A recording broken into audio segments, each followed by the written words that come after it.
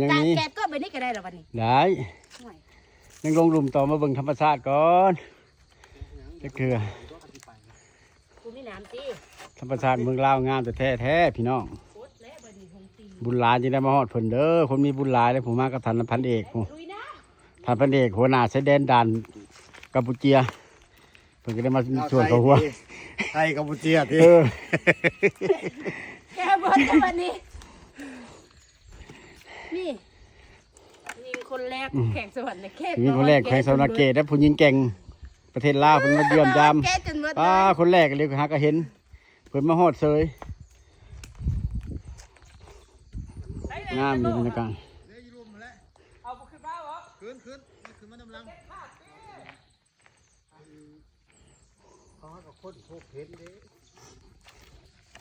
คนพบได้บ่20 ปี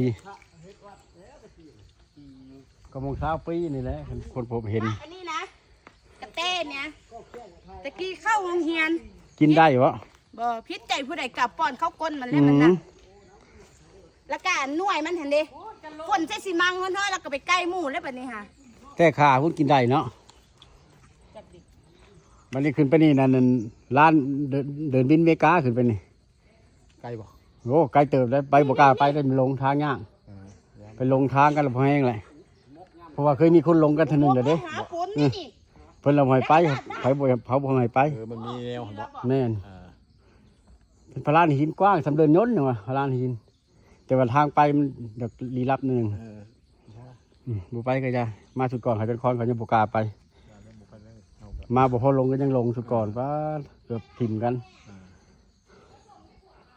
บัดนี้ในกรณีว่าสัญญาณก็บ่มีอีกแม่นบ่มีแล้วแถวนี้บ่มีแล้วโทรศัพท์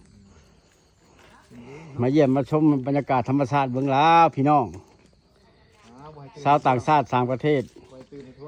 บ่ตื่นในทั่วลูกหลานมาเยี่ยมมายามได้สิ่งศักดิ์สิทธิ์ทั้งหลาย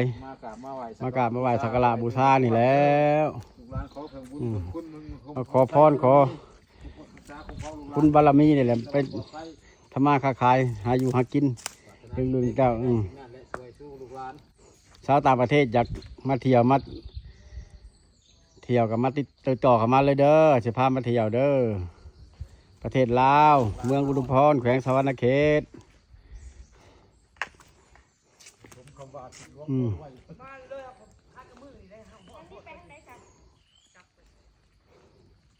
ไปเดินยมนิกาอันนี้บะเขาก็ลงไปหางหองนี้ไปค่าใหญ่ไปลงไปลงเบิ่งพระไปลงทำไปเบิ่งทำมา